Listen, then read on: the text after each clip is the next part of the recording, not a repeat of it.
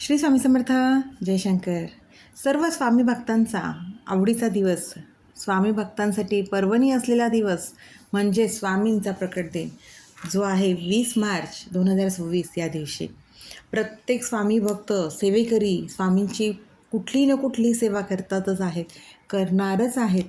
कोणी स्वामीचरित्र सारामृत करेल, तर कोणी तारक मंत्राचं अनुष्ठान करेल, तर कोणी गुरुचरित्राचं पारायण करेल. कुणाला कुठलीच सेवा करायला जमत नसेल तर प्रत्येक सेवेकरी हे नामस्मरण महाराजांचं तर नक्कीच करेल. महाराजांचा जो अक्षराक्षरी मंत्र आहे श्री स्वामी समर्थ, या मंत्राचा जप सतत आपण करत राहावा, या नामस्मरणात नेहमी राहावं.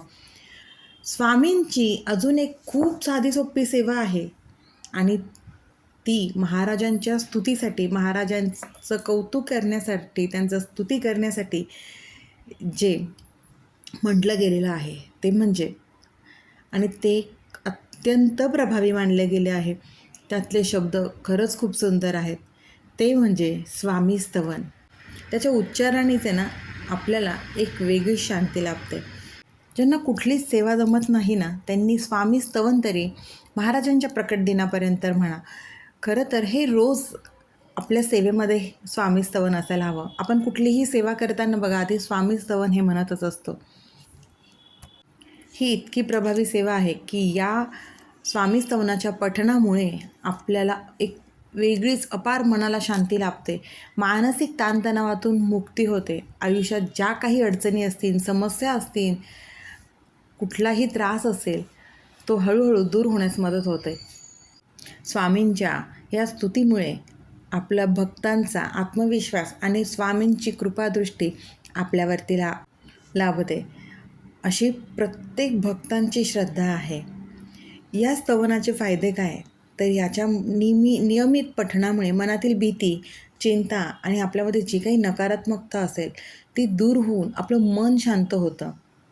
आयुष्यात कितीही संकट येऊ दे, कितीही मोठ्या अडचणी येऊ देत, स्वामी स्तवन हा त्यावर रामबाण उपाय मानला गेला आहे.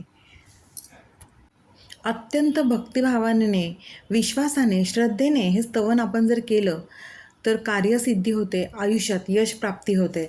आणि याच्या पठणामुळे आपल्या आरोग्याच्या ज्या समस्या असतील त्याही दूर होण्यास मदत होते, अशी मान्यता आहे.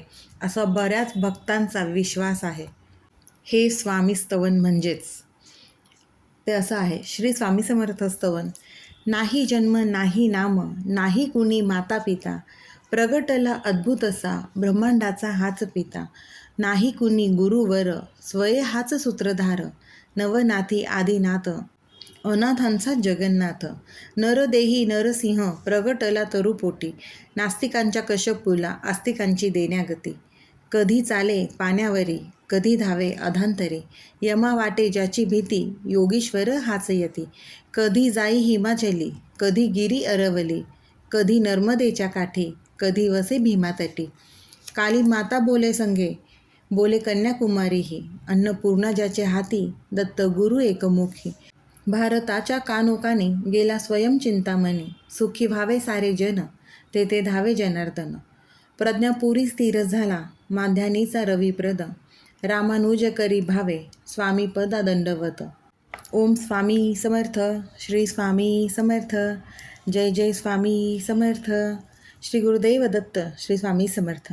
हे महाराजांचं स्वामी स्तवन इतकं सुंदर वाचतानाच आपल्याला आपल्यामध्ये एक वेगळीच ऊर्जा संचारताना जाणवते. हळूहळू आपला मनाचा भार, जो मानसिक ताण असतो ना, तो कमी होताना नक्कीच जाणवतो.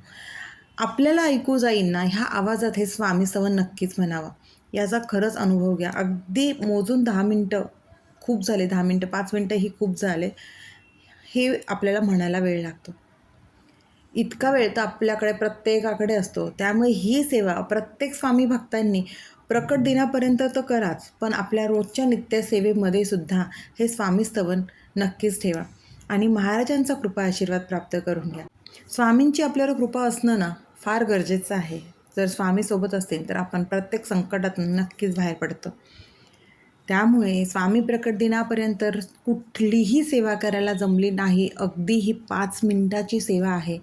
ही सेवा आवर्जून करा. कारण यातच महाराजांची स्तुती आपण करतो आहे. मग महाराजांची स्तुती केल्यावरती महाराज प्रसन्न होणारच ना.